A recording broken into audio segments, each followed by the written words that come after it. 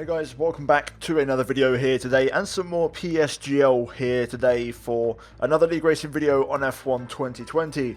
Now this one of course is the Italian Grand Prix, as you can see in the background, and we're currently in Q1 and you might be wondering, why am I in intermediates? Well, like in all of these videos, we use the inters to kind of just do a bit of an installation lap really, and also ask for the weather forecast from Jeff, the engineer, because the one on the screen in the pit lane is inaccurate. So, before we go any further, I want to quickly leave a link, guys, to the previous race and the previous episode up in the top right hand corner.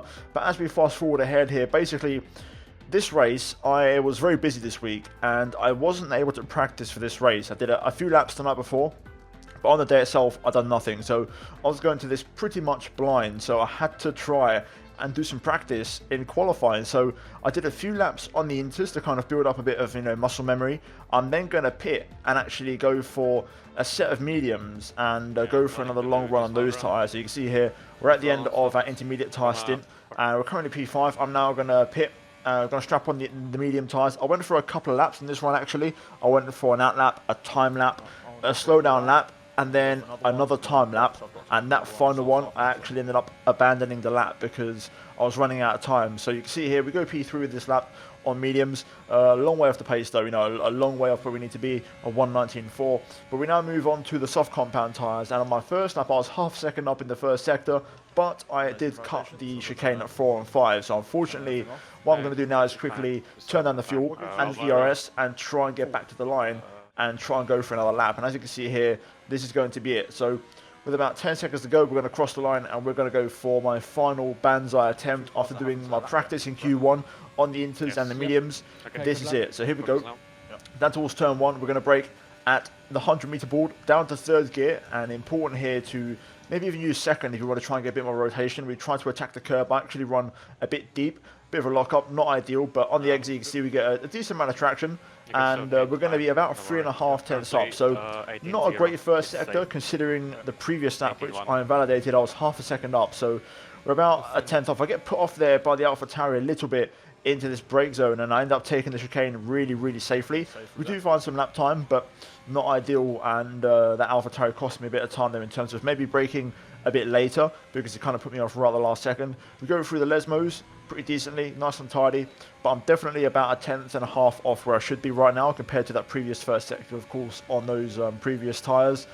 We make our way down towards our Ascari though, 5th gear. For this one, we're going to throw the car in, short shift to 6th and try and carry the speed flat out on the exit, and we're about a second up right now, so we're pretty close. If you look at Lucas UK's lap time, it's going to be very close. We need a very strong final sector here into parabolic, a 50-meter board down to 5th, quickly back up to 6th, trying to get the power down as soon as possible, keep the car tight to the right for the shortest run to the line, and we are going to go P19 and set a 118.2. So not ideal, and that is going to be the end of our qualifying session. And at the end of it, you can see we actually got knocked out along with Floris Vyers and also Josh Idawu and Lucas UK. So some big upsets in Q1. In terms of the pace, we was about 1.5 tenths off, from getting through, and that's kind of what I lost in that first sector, compared to my previous lap, and also with a bit more of a hold up, I think, from the AlphaTauri in the chicane in terms of maybe braking a bit too early just to kind of be safe.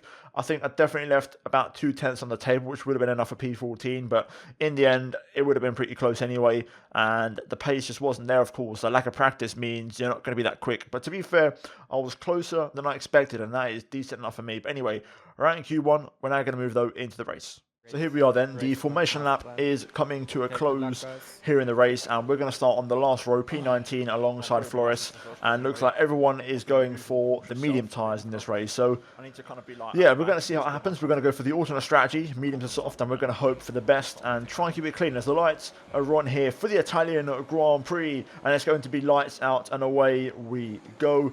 It's a decent start actually off the line, but then in the second phase I get a bit of wheel spin which allows Floris to get by, and I'm just going to be really safe basically, take no risk. I want to keep my front wing, which is something that Josh Idawu was not able to do, unfortunately for him. He gets wing damage, hitting the back of another car, and he's actually going to retire from the race very shortly because of that damage. So we're going to go through right about now and gain a place. So yeah, that just goes to show Josh done a lot of practice for this, but a messy qualifying and then a poor turn one and his race is over. And that's what it is in these higher level leagues. You know, one mistake and you can be in big trouble. As Julian goes off the track, I believe he hit the wall side on, so I don't think he got wing damage, but we're now up to P18. So again, just keeping our nose clean, trying to stay out of the traffic and stay out of the incidents really in the first lap. And we're now going to kind of settle into this race and try and build up my confidence, because again, I am under practice. I've done no race practice whatsoever, so I'm going to kind of use this to build up my confidence. The plan is simple: just try and stay within DRS of the cars ahead. Simple as that. If we can do that, we're going to be in the race, you know, for the long run. And it's very important to not drop out of the DRS train around Monza. So head on to lap 2, and again, we're still within range here. Just trying to stay close and make no real mistakes. As behind us, I believe Julian has a bit of a mistake. I think he spun out of the Ascari chicane, and that was going to be the end of his race. So yeah, no more pressure from behind now, and we move on to lap 5. So a few laps later, you can see here I was actually struggling for pace a little bit, and Flores did manage to get the gap over 1 second very briefly there, but I managed to have a pretty strong Lesmo 1 and get back within range. But I was struggling at this phase. You can see on this lap now, lap 8, the gap was the biggest it ever got, almost 1.2 seconds at one point, but it kind of went to 1.1.5. Luckily for me though, through the Lesmo, I hooked it up beautifully, and I managed to just stay within range again. So yeah, and at the same time, Flores Vires actually gets a 3-second time penalty. So there's the first of many. There were some penalties elsewhere, and I was made aware, and it did seem like a lot of cars were getting penalties this race. So that's one thing I can hope for. If I can keep it clean and stay in the DRS train, we can hopefully gain a few places. There's a few guys on the soft tyres pit at the end of lap 8. So we're now up to P13. We're going to cut on to the end of lap 9 now. And we're going to have a few more cars in the pit lane, I believe, Chanakinchi, Presneda, Carreton, Lovece there. So we're going to move up into the top 8. And again, we're just chilling, sitting behind these guys on the mediums, just trying to stay within DRS, you know, manage my tyre wear and trying to hurt my tyres too much. I was really struggling through turns 1 and 2, especially on the mediums. I had no grip whatsoever. As we now move on to lap 11, and you're going to see now things are going to start to kick off in this race, because people are trying to fight for position and, you know, get ahead before the pit stops. You can see there, Lucas UK in the Haas goes for a half spin contact, I believe, and he's going to drop behind us, so we gain another place as we move up into P7, and we're going to tuck in behind Flores again, his teammate, and we're going to push on in this race. So another place gain, that's 3 now, of course, due to incidents.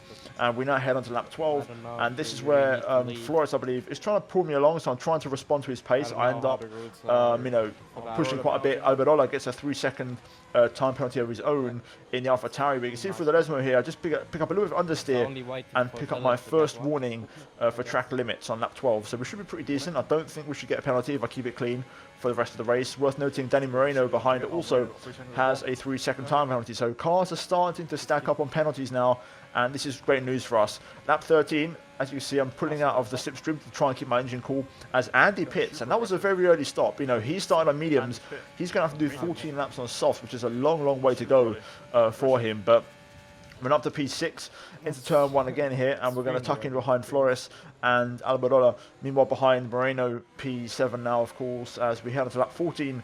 And more cars in the pits. This time, Dylan Warren is in there.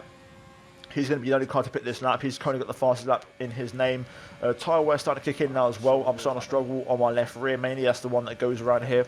And you can see now through turn 1, another lock-up, just struggling to get that corner, you know, absolutely hooked up. And then on the exit again, getting some oversteer. And I was losing so much time through there. You can see now on lap 15, we actually set a purple middle sector, and the pace was starting to pick up now because people were pushing, you know, to get into the pits, and basically everyone in this lap pit. So I thought to myself, you know what, I'm just going to push, I'm going to stay out, I'm going to go long one more lap. It means I'll have the freshest tyres at the end, and I've just got to try and hit a good in lap. Now, also behind us, I believe Dario Iamula also stayed out for another lap as the positions kind of glitch out a little bit. But right now, we're in the race lead, lap 16, and we're going to pit. We had a pretty strong in lap. I was about 2.5 tenths off my personal best, so pretty decent considering I had no DRS. We get the car slowed down beautifully, and we're now going to box for the soft compound tyres and go for, of course, our one and only stop of the race. Onto the marks, soft tyres on, and back on the way with a 2.6 second stop. And then you can see there, Time Shooter has a time penalty, as does Andy. Also, Dario Iamura as well. So more time penalties there for other people around us. And this is looking pretty decent as most of the cars go by. The bad news is, after that pit stop, we've actually rejoined about 3 seconds behind Flores. So we've actually lost about 2.5 seconds by staying out one extra lap, which is not ideal by any means. And pretty much over the next few laps, I'm going to try and set some personal bests and see if I can claw my way back within DRS of the cars ahead. I'm going to have the freshest tyres. I don't have a time penalty, and hopefully, you know, the race will start to spice up towards the end when people start to battle for position rather than sit in the DRS train. So the race should come to us, and you can see here, lap 22, Almirola had a bit of a battle, I believe, with Flores Vias, and he ended up losing out big time as a time and shooter retires. I believe he was not going to make it on tyres, or I believe penalties were quite a lot for him. Either way, we've gained 1 place, went out to P15, and now we're closing up here on Almirola. We're going to try and make a move on him because, oh, actually, we got Flores off at turn 2 there. Similar to his teammate Lucas UK, both Haas cars being in some kind of incident at the first corner, and we're going to gain another place as we move up into P14. Flores has 12 seconds worth of time penalty, so we can relax now, and we're definitely going to finish ahead of him. But now lap 23, this is it then. So essentially, we've done most of our tyre saving, as I have a bit of an oversteer moment there. We've done, you know, all the work we can. Now it's about actually making the overtakes. We've got to get serious now. I've got a bit of ERS to use. So as you can see, Almirola's light is flashing, which means he's got no energy. So we're going to just go down the inside and make a nice, easy move into turn 1. You can see the massive train of cars up ahead. And if we can get within, you know, that train or get on the back of it, that would be awesome because we're going to benefit from those time penalties. So at this point now, on the soft tyres, after doing 25 laps, my confidence with the car was starting to pick up a little bit, you know, due to the lack of practice. It took me a while to get used to it, but now I was starting to feel it. We go past Chanakinchi up into P12, and Andy ahead has got a 9-second time penalty. So right now, we are in a net P9. And a net P11, and there's plenty of cars up ahead. You can see now we're catching up to this train. Everyone's starting to battle, and Andy gets wing damage on lap 26. And we're going to stay on board now for the rest of the race to kind of break down my thoughts at this time and how I was kind of processing the race. So essentially, I was trying to hold back that last bit of fuel and DRS for the, you know, the very crucial moment of the race, which could be an incident, you know, someone having a bad exit or something. And for now, the target was simple: try and drop Akinci out of DRS range and try and close up to the cars ahead. You can see there Andy struggling big time with understeer, of course, with that wing damage. And here, I'm actually going to try and go for the move. To my surprise, Andy actually uses overtake and tries to defend, which was a bit surprising considering he had wing damage. So I actually ended up wasting a little bit of overtake there, which was a bit of a shame. But we now head through the Ascari chicane here. You can see the understeer Andy has. He realises there's no point, and he will actually end up letting me go, which is exactly what I want. So as you can see, we're going to make the move.